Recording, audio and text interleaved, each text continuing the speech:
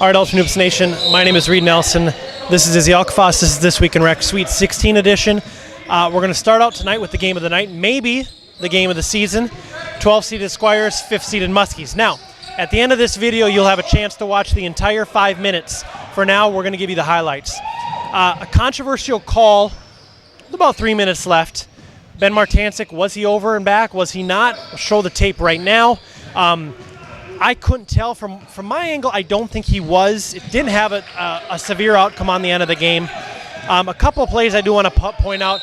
Jerry Sakanovan with a huge offensive rebound. About 2.5 minutes left. Gave the Squires an extra possession where they buried a three, took the lead, which they would not relinquish. Ronnie Olson, with the big three with about 20 seconds left. And then the drama starts. So we're running the tape now. Jerry Sakanovan controls the point. He runs into, makes contact with Trevor Hazen, a slight extension of his arm. Was that an offensive foul on Jerry Sakanovan? I think it was. I think Jerry kind of stumbled and his shoulder dipped, and then you can actually see that his left arm does extend away from his body.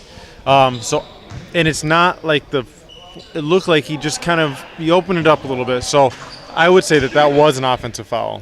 Do you think Trevor embellished maybe a little bit and maybe that hurt him?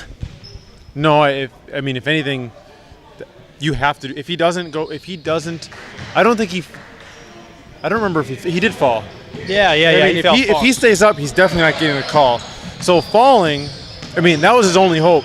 But tonight, Dave Curry and Ronnie Kennedy, we had to check their whistles because halfway through some of these games, I don't think there were any foul calls. It was a show. But yeah, that was definitely a foul, in my opinion. I believe Springer put up a three. Yep. That he missed. Put up a three with about 2 seconds left. And then Adam Nelson rebounds. He puts it up. Time expires as he puts it up. Ronnie Kennedy with the foul call. We get a push in the back on Trevor Hazen. Adam goes to the line, sinks the first. Now, Ronnie is not afraid to make that call at all. He's not afraid at all. And it was the right call. But do you think any of the other three refs tonight make that call if they're in Ronnie's position? Because that's a tough call to make. Everybody besides Dave Curry would have made the call. That was a blatant push in the back. I don't see any way that you don't make that call. Regardless of the game's tied or not. He pushed him in the back. Sure, I get it. He was frustrated. He got pushed, and he figured, hey, they're gonna make this layup. I'm just gonna try to get away with something. But maybe he assumed, hey, if they're gonna let us play, they're gonna let Jerry push off. Maybe they'll let me get away with it. I have no idea what was going through his mind, but it was a really bad play on his part. Well, or do you give Adam the wide open tip in? No. If anything, you at least fake contest and give him a push. But he didn't even. It's hard to get away with that one. The other 6:30 game, Gorillas take care of business against the Red Devils. Talk a little bit about that game, including your Sportsmanship of the Year award. Oh, yeah. It's just a really good matchup for us. We're not athletic, and they might be the least athletic team in the league, so that kind of goes in our favor. It's a bad matchup for them. It works out for us. My Sportsmanship of the Year. Well, I got fouled taking a jump shot. Now it's probably about 4 or 5 feet inside the three-point line, and they gave me 3 free throws. So I made the first 2, and then I just threw the third one out of bounds. If the game would have been close, would you have done the same thing? That's a good question. I probably would have. Now, here's the thing. Now, if there's no time on the clock, and I have to make all 3 for us to win, I'm gonna take the free throw. So not quite. Don't call me Gandhi or anything, but not quite Sportsmanship of the Year award. Transitioning to the next set of games, the 7:30 games. First off, the Gorillas will go on to face the Club, who defeated the Fob 5 tonight. Good game back and forth. Club pulls away late. Were they just too athletic for Fob 5? No, it was very interesting. Fob 5 has shot from deep really well all season, in the 40s. And tonight we could not buy a bucket. The Club were silver platter, just please win this game. And we just missed wide open three after wide open three after wide open three. And they made all their threes. I mean, they were on fire. We couldn't stop them. We only had 2 turnovers in that game, and that's the only reason why we only lost by 7.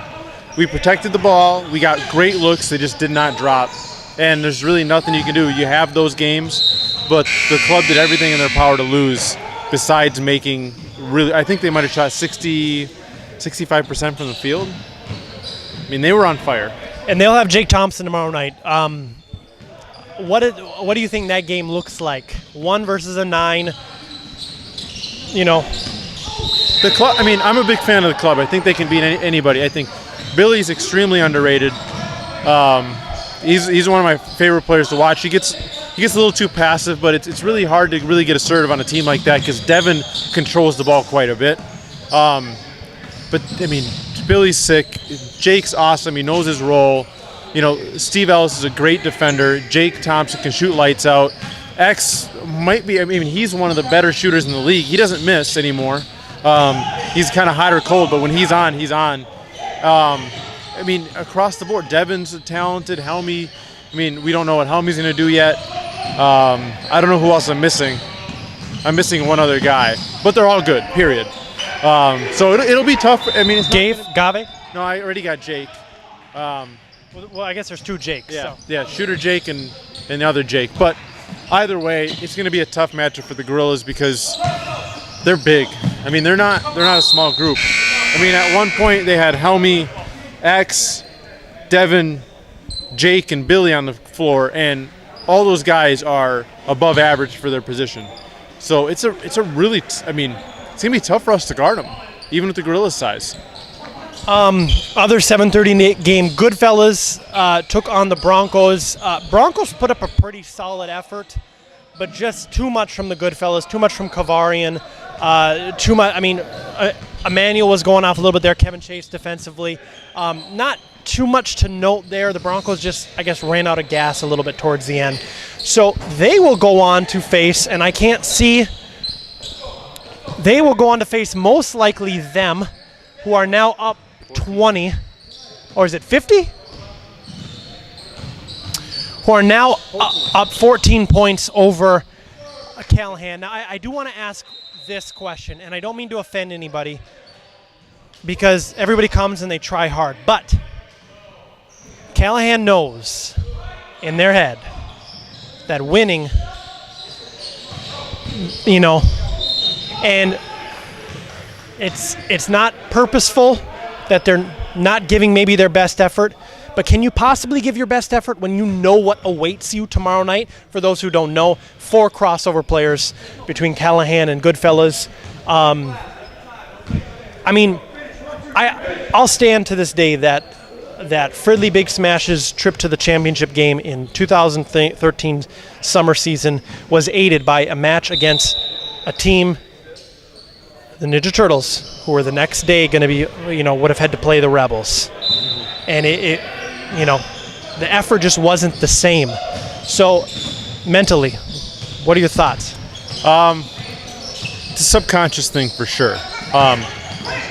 You just don't give 100% knowing what's going to happen. I mean, knowing that if you win, you're still going to lose the next day. You already secured your spot. But, we've seen this before. Big Smash last season. No. Yeah, with the Bees. With the Bees, I mean, they beat the Gorillas and they beat another. Either way, they didn't fold. I mean, they played the game straight up, and they had to figure it out afterwards. Yeah. So I think subconsciously they're going to give less effort than the other team because them obviously they only have one team. There's no Devin plays just in Bloomington. Their entire team only plays in Bloomington besides Casey, and they're going to give maximum effort.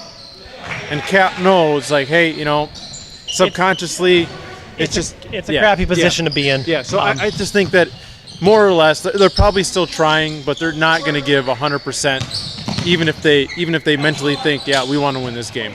The other 9:30 game taking place right behind us. The Titans are now down 16. They were only down 14. 7 minutes to go. A pretty good showing by the Titans. What does this do for them moving into next season? It's good. Yeah, I mean, they're a team. To beat a good team, they need to execute perfectly throughout the course of the game, and they can only do it for so long. I mean, they did it for the first maybe 15 minutes. Avengers came out slow, tired legs, and the Titans kind of kept making threes, getting open shots. But it's hard to beat a good team when you're severely outmatched for over 44 minutes. They need to kind of tighten the strings a little bit with their roster. They can definitely make it better, but they have a decent core. They certainly do. So maybe they could pluck a few guys off Fridley teams and bring them over to Bloomington. That's where I would start. But they can't bring this team back next season and expect to make a run. Them again. Game is not over yet, but we're projecting. We're going to look really silly if we're projecting incorrectly. Them against Goodfellas tomorrow night, potentially. What are your thoughts on that matchup? You know, them plays that zone, and it's going to be really hard for them to zone up against Greg, Hoyle, Ryan, Kavarian. I mean, all four guys can shoot their ass off. I might be missing. Garland doesn't really shoot that much from deep. Kevin obviously doesn't. I'm missing one more guy. Oh, Emmanuel can shoot. So, I mean, if they play that zone against that team, it's going to be really hard. You know, I know they're doing it right now, but as we've discussed, it kind of changes the dynamic a little bit. But adding Ryan and Greg, yeah, it's going to be tough. Okay, let's talk 8:30 games. I don't want to call this game yet because I just don't want to send any bad vibes the Titans' way, and I think it would be awesome. No offense, Avengers, but I think it would be really sweet if the Titans were to pull closer. Okay, 8:30 games. Blue Chips, 4 seed. Big Smash gets their revenge for stealing Arsenio Richardson. Big Smash wins by 10. Blue Chips did an excellent job against Zhao Li. Zhao had 44 points yesterday on 10 of 20 shooting. I think at one point he was 10 of 16. 12 of 16. And they absolutely shut him down, but just too much from Glenn Fair, who, in the playoffs absolutely turns it on. You know, it's funny. We're talking tonight. They said Glenn played against Khalid Al-Amin in high school. And I was like, that's crazy. Yeah. But I was like, he doesn't look a day over 30 years old. You know, but he's not 30. Black don't crack. So, I don't know if you had a chance to watch that game at all, but Blue Chips didn't get much from Halverson. They didn't get much from Wetzel. Really Arsenio had to kind of carry the squad, and it just wasn't enough. You know, there might be a little intimidation factor there. You play against Big Smash. They're physical. They're athletic. You know, they're loud. They yell cushbags. It starts to get a little. The Blue Chips came out and they were a little. You could just tell it wasn't all there. Quick shots, hesitant. I think they were intimidated. I think that they came out and they felt that they were the underdogs and they played like it the whole game. Big Smash is going to be a scary out. Zhao hasn't played almost all season. Yeah. You forget about Zhao on their team. Like when I was talking about them during the Players Committee meeting and thinking about them during the seedings, I didn't even process Zhao Li just because he's been absent for so long. Sure. You have Zhao, Greg, Glenn, Mike, Devin, Daniels, Reid Nelson. It's a tough team to beat. They're going to be a tough out. They can win another championship with that team, no doubt. Yeah, and it's a lot different roster than last year, but the core, is still there. And Tuan, it's tough to say, but Glenn Fair is playing out of his mind. Mike. Greg is shooting well. So, and Devin hasn't played much of the second half of the season. So you're right, they are scary out. They'll play the Squires. That'd be a good game.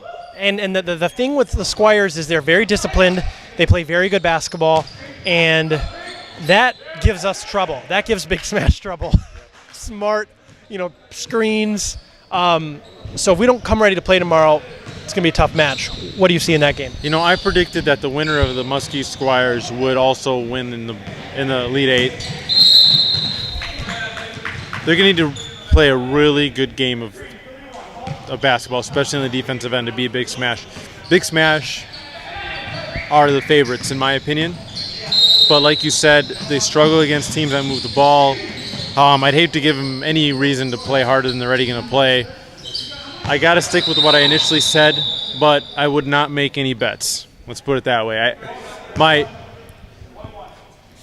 My gut says Big Smash is going to win, but I'm still going to go with my initial prediction of Squires.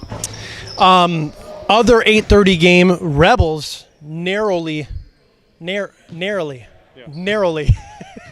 escape the Bees. Yeah. The Rebels, I mean, they losers of 2 in a row.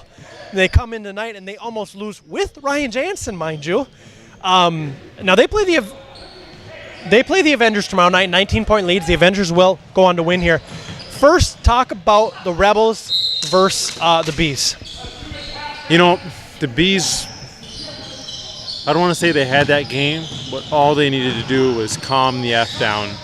They were on edge in the last 12 minutes. They were yelling at the refs. I mean, they got teed up in a game. You cannot give away free points and free possessions to the Rebels. You just can't do it, because they'll turn that momentum, to their side real quick. And they just lost their cool. I kept telling them on the bench, if you guys just calm down and just kind of take your foot off the gas just a little bit, you guys can win this game. And they just could not gather it. And that's been a problem with the Bees in the past. They just get too riled up. I know it's Keith's team, and Keith, he's a passionate player. He got teed up, and it took the air out of the Bees just enough for them not to finish that comeback. Just little things down the stretch cost them. Avengers v. Rebels. Who do you have in this game and why? I haven't been a big believer in the Avengers all season. I just think that they're missing that extra.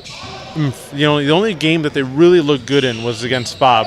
They really brought it, but every other game they've struggled to get going. You need to see that fire, and they haven't had it since they won the championship, in my opinion.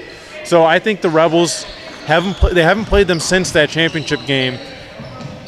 Cody's going to be fresh. DuPont's going to be fresh. Jansen's going to be fresh. Ferber, Klob. I mean, they're going to have an entire roster of fresh guys. And I think that's going to be enough for them to win. I mean, I don't recall, and I was just thinking as we were talking here, I don't recall a more enticing slate of Elite Eight games than we have tomorrow night. I think that the Goodfellas are probably double-digit favorites over them, and Gorillas are 9 to 10 point favorites over the club. But those other games, pick them. It can go either way. I mean, let's not. Outside, them is going to stay competitive. The Goodfellas will win that game, my guess, because that zone's not going to work against the Goodfellas. But Club could definitely push the Gorillas. Club could beat the Gorillas. I really feel that way. But like you said, Squires Big Smash, that's going to be awesome. Avengers Rebels, classic. And then the two, right? Yeah, then the two games that we're just discussing. There's a lot of. Any of those teams can win the championship, in my opinion. The club could. People can write off the club all they want, but they can win it. I think we broke down all 4 games, or all 8 games tonight, all 4 games tomorrow. Did we miss something? Hope not. And if for some reason the Callahan comes back and win, we'll be doing some real fun editing. Yeah. So, okay, tomorrow night in Fridley, 6:30, 7:30, 8:30, 9:30. Game times will be posted by the time you watch this video. Come on by, stop on by tomorrow night, Fridley Lifetime Fitness, Elite 8. We will see you then.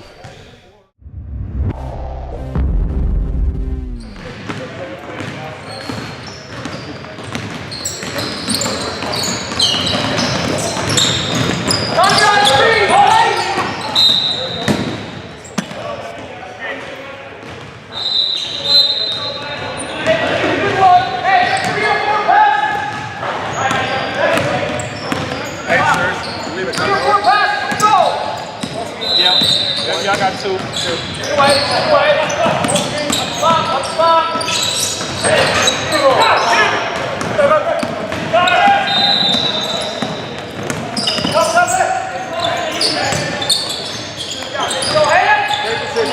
Good patience. You have to do it. Easy.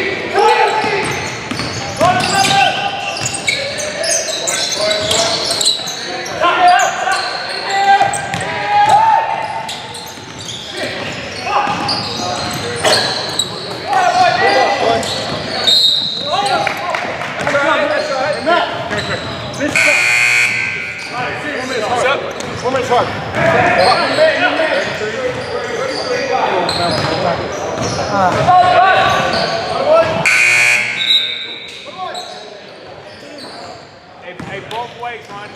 1-1, both ways. Both ways. 1-1, both ways. Both ways, 1-1.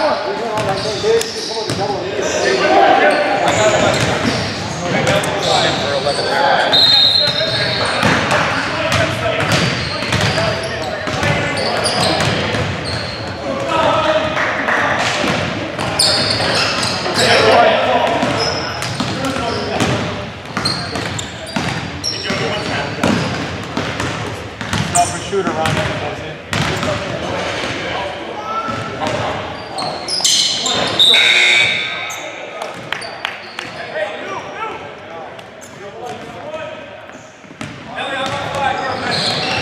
Know your man, Black.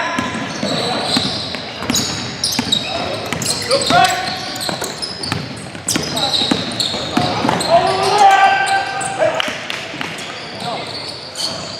Hey, patience. Outside, patience, outside.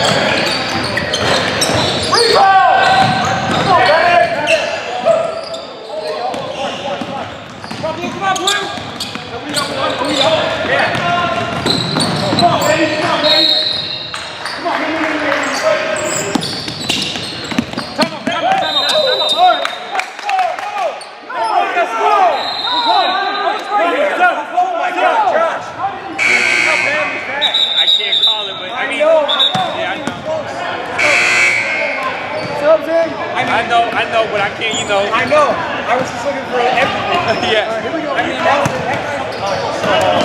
you were good. You were good. Let's go, Black! Here we go, Gio! Hey, is that when you say, that's when you say the ball don't lie? Yeah. Let's go here.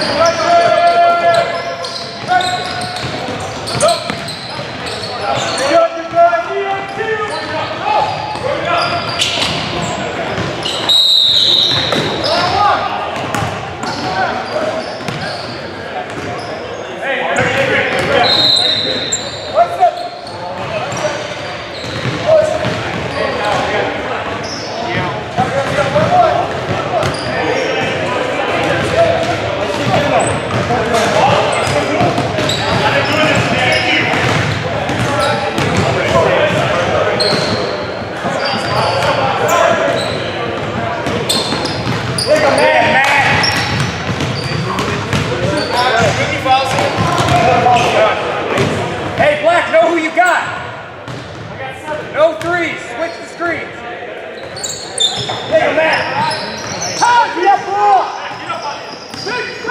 Everybody out on the threes. Like that. There you go, Steve.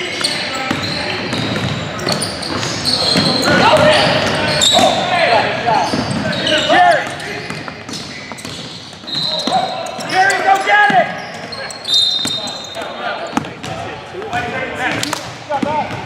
Way to come get it, Matt. Hey, way to come get it, Matt. You like this? Here, let's get it. 21 go away.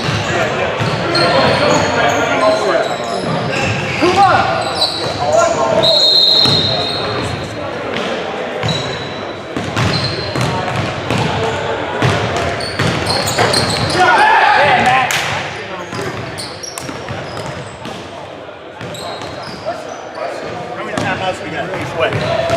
many timeouts you guys? 2 and 2.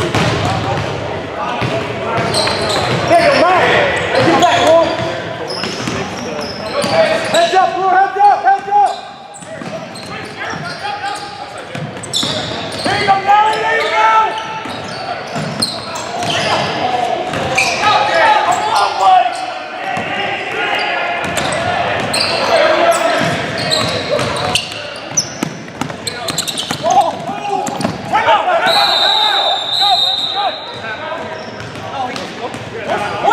Time out black, sorry, time out black. Call me. Hey.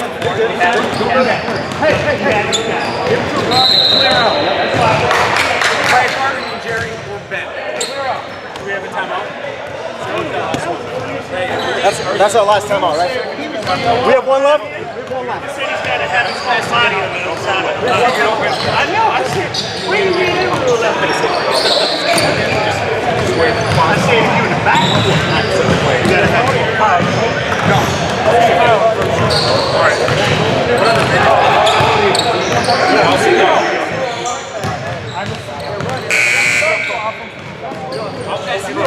I'm not sure if you stay. You better pick on that one where they was out of bounds. My man came back. Yeah. You got to get a rebound. Okay, gentlemen. Yeah. Come on.